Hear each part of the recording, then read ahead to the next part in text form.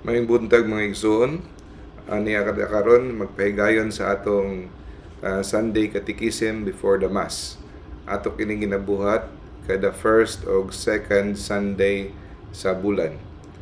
O padayon kita sa atong topic sa Sacrament of the Holy Eucharist. So, ang atong hisgutan karon mao ang fruits of the Mass, ang bunga sa misa. Ang pinakauna nga tumong sa misa mao ang paghimaya, no? Paghatag o paghimaya sa atong Ginoo sa Amahan. Pero dili lang na mao ang epekto sa misa. No? Ang primary purpose nato mao ang pagsimba o paghimaya, pagpasalamat sa Dios. Pero naapay laing epekto ang misa. So, ang mga grasya, no, nga naggumikan sa misa, asa man gikan sa pagpatulo og dugo ni Jesus dito sa krus, no? Mga merits niya. So, kanang mga grasyang mi dagayday gikan sa misa, ato kanang madawat ug mao kanang ginatawag nga bunga, no? Fruits of the Mass. Naay tulo ka klase nga mga bunga sa misa. Una, general fruit. Ikaduha, ang special fruit. O ikatulo, ang personal fruit. So, usahon nato kani. Ang general fruit, mauna siya ang grasya nga mo ihatag para sa tanan. No? Ang mauna siya ang unang intensyon nga ginasulti sa pare. Tanan, apil katong mga, kung inyong mahinumduman, apil katong mga taong wala na naghandom kanila. No? Bisag apil patong mga nangamatay, mga makasasala, tanan, no? Para sa Santo Papa, sa tanan nga mga tumutuo, no? Para sa kaluwasan, sa buhi o sa mga minatay. So, kining grasya mo abot para sa tanan. Ang mao kani ang intensyon sa misa, no? Bisan pag ang pare gintahay ang tuyo niya ang usa ka tawo dili makadawat kay naglagot siya, no? Di ba na mahitabo, pero example lang, dili na siya posible tungod kay mao kana siya ang bunga sa misa nga tanang nga mga tao sa kalibutan patay mo og buhi maabot ni nga grasya. Okay, mao na yung ginatawag nga communal graces. Common nga grasya sa misa. Pero magadepende kani ang epekto o ang grasya nga madawat sa kung giunsa pag tininuod sa nagsimba. No, kung siya naminaw, kung ang iyang disposition sa iyang kasing-kasing insakto, no, magdepende sa kadaghanon nga iyang madawat. Okay? Ang number one gyud, ang pinakataas nga makadawat sa mga grasya mao ang mga nag-serve sa misa. Ito mga altar boy, servers, minister, tanan nga nagkuan, no? Ang second, mao ang mga choir. So katong mga nasa altar, mao to sila ang pinakataas nga madawat. O sunod ang mga choir. O ang sunod, no? Ang katong mga nag-serve nga sa mga uban nga mga tahas. Okay. Karon, kung kita, no, atong kinasingkasing naminaw gyud kita, no, ang hingpit nga grasya, no, ang kumpleto nga grasya atong madawat. Ang kini pong communal graces moabot pud ni sa mga tawo nga bisag katong mga wala kasimba tungod kay naay kabilinggan, nagsakit, nagbantay sa masakiton, labi na katong mga tawo nga ilang gihiusa ang ilang kasing-kasing o kalag dito sa misa. Mo na gitawag nga spiritual union.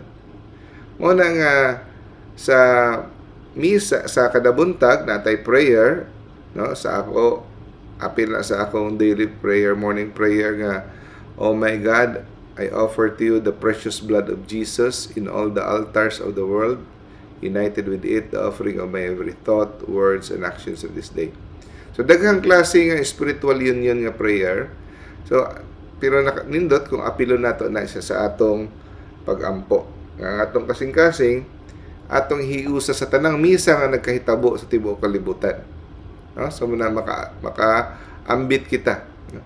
Kay kabalo kita nga 24 hours a day, no? Karang bisag unsang orasa, kay lahi-lahi man ang oras sa tibuok kalibutan, kun diri sa ato sa Osamis, buntag dito sa Africa o sa Amerika gabi. So kung gabi diri sa ato dito sa ila buntag, so naay misa. So sa tibuok kalibutan 24 hours na agi nagmisa, bisan pag-asa nga mga lugar-lugar, labi na sa mga missionary nga mga lugar, no? So mo na nga atong i-offer. So dili lang pod siya nagadepende entirely, no, sa kung unsa ka kamatinud-anon nga nagdawat. Bisan pagkatong mga makasasala wala nagtuo sa Ginoo, maabot gyapon sila. Pero akong usbon, mas daghan ang madawat sa mga nakasabot sa misa o matinud-anon sa misa. Ang misa nato, no, ang santos nga misa, mo na makatabang sa tibuok kalibutan nga magsustener na matiala ka na ay mga makasasala, no, nga nagbalik sa Ginoo, na ay mga wala na kaila sa Ginoo, na himong Katoliko. Tungod epekto kada tanan sa misa, tungod kay gikan kana sa kamatayon ni Kristo sa krus. Ha? O katong mga tao nga lubong sa pagpakasala, madaghan na tayong dunggan nga mga kuan tungod sa matinud-anon nga pagsimba sa mga tao, no, makabag-o og kinabuhi. Ikaduha nga kuan mao ang special fruit. Ang special fruit para kini sa atong ihalad na munang naghatag kita og stipend sa misa. Muna ni siya i-offer ang misa para sa usa ka tawo. Pwedeng buhi, pwede og patay. No? Like for example, Thanksgiving, birthday sa isa ka tawo, para makapasar siya sa board, kung unsa pa rin maayos siya sakit, no? O para po sa ato mga paryente nga nangamatay, pwede po nato siya i-offer. So, ngano naghahatag man kita og stipend? So, kanang stipend gikan pa sa sinugdanan sa Kristyanismo na anak na, no? Mabasa nato sa 1 Corinto kapitulo 9 versikulo 13, ingon nga, "They who serve the altar also should have their share with the altar." Meaning, nasabta na nga ang altar na ang madawat nga kwarta, no? So naibahin nga para makasustener sa mga nagserbi sa altar. O usahay makadungog kita, muingon nga pila man ang magpamisa, tagpila. Pero dili na siya saktong termino. Kay ang misa walay bili. Ang meaning nga walay bili is walay presyo nga pwedeng ihatag sa misa. Kay ang misa, ang iyang bili dili masukod. Kay ang Ginoo ang naghimo ni ana, no? Walay sukod ang iyahang walay bili nga pwede natong ibutang sa misa. Tungod kay dugo ni Kristo. So ngano hatag man kita kwarta, unsay tawag sa atong kwarta? Ang tawag sa atong kwarta actually offering. Pero kanang offering nato gisabutan sa mga sa PPC o sa pare kung unsay atong uniform, no, nga magkaparehas ang atong donation para suporta sa simbahan man ang gitawag nga stipend. Pero sa tinud-anay lang wala gyud misa, wala gyud bayad ang misa. Ang atong ginhatag offering kana. Mura po na siya ang atong sacrifice, no? Sacrifice atong paghatag, nakuhaan atong kwarta. So pagpakita po na sa atong pagpaningkamot nga atong gi-offer ang atong sacrifice, no? Nga para mas mahimo siyang mahinungdanon. Okay. Now, kung ang simbahan o ang pari mudawat sa atong stipend, obligado na sila ug sila makasala kung dili nila kini hatag ang misa. Makasala sila og mortal sin, no? So naay benepisyo nga mohatag kitag kwarta, no, stipend kay usahay kung walay stipend o walay offering, dili makasala dili sila obligado. For example, gintay malimot ang pare. Pero kung modawat na gani sila sa stipend, makasala sila og mortal nga sala kung dili nila ihalad. Kay obligado sila. Mao kana ang balaod sa simbahan. No? So, once he accepted, di siya pwedeng malimot. No, bisan pag malimot, makasala siya. Di siya pwedeng malimot. Pwede siyang maglimot-limot sa iyang mga kaugalingong kwarta, pero kwarta na gani sa stipend, dili siya pwedeng maglimot-limot. No?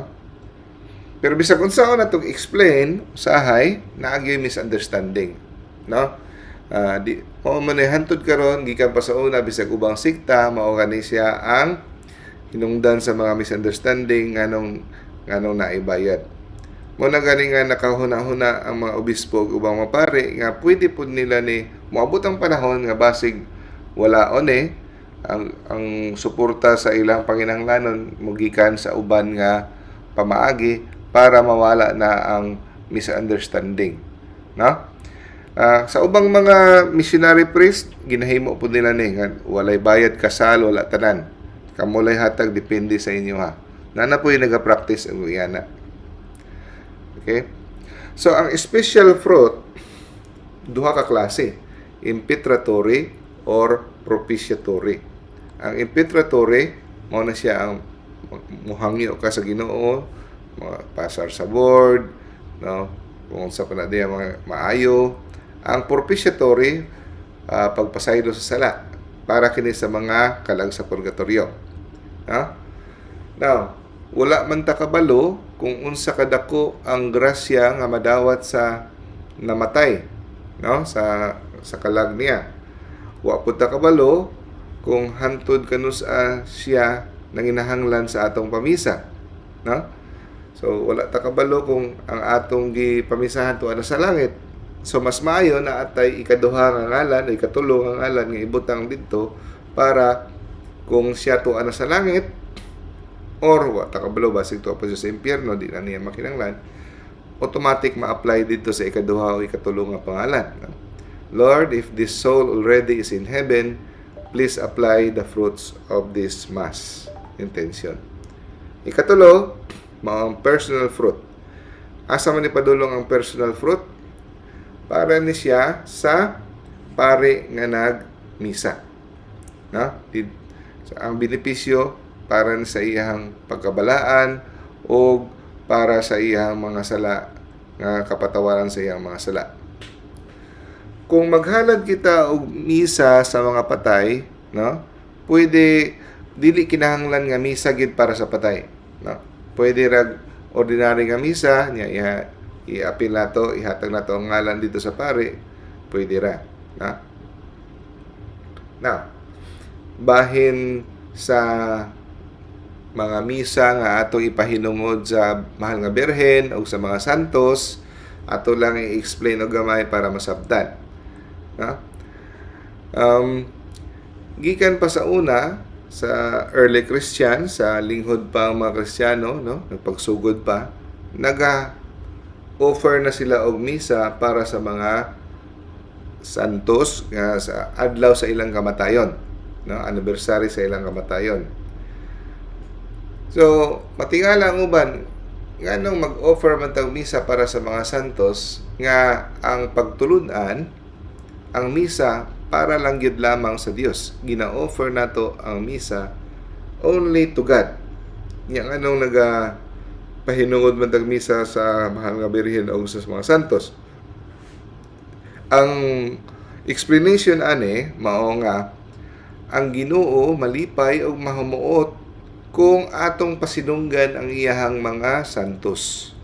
Kaya mga santos mao ang iyang mga suod nga mga higala. Ha? So mao na nga kung kita halad sa misa para pahanungod ni ining mga santos sa ilang kapistahan, malipay ang Ginoo. So, mao na tanan ang atong prinsipyo sa atong debosyon sa mga santos, sa kay Mama Mary. Ang tanan na ginabuhat nato to give glory to God, no?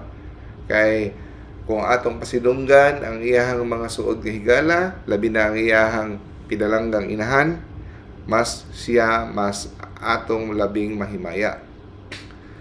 Na, for example, kung kita nagpahinungod sa kapistahan ni San Lorenzo Ruiz, no? Sa iyang kapistahan, atong i-offer ang mass para i-commemorate nato sa iya. Ang buot pa sabot dinhi, atong gihangyo si San Lorenzo ngo mudungan og apil sa atoa sa pagsimba sa Ginoo. Siya ang atong special guest para kanang adlaw, og naghangyo kita kay San Lorenzo, no, nga iya kitang iampo sa Dios, no. Siya ang special guest nato kanang adlaw nga mosimba sa Ginoo, no, og maupod kay Mama Mary, no. So ang pagmisa kung magpamisa ta sa santos o pahinungod kay Mama Mary, no, sa ilang kapistahan, pwede po dato siya dunganon actually, o kung naatay mga kalag sa purgatorio nga halaran pod, pwede siyang dunganon. Ha? So, mao lang kato mga igsoon. I hope nasabda nato ang special, ang mga fruits of the Mass, no? Communal fruits, special fruit o personal fruit. May buntag ka na tong tanan.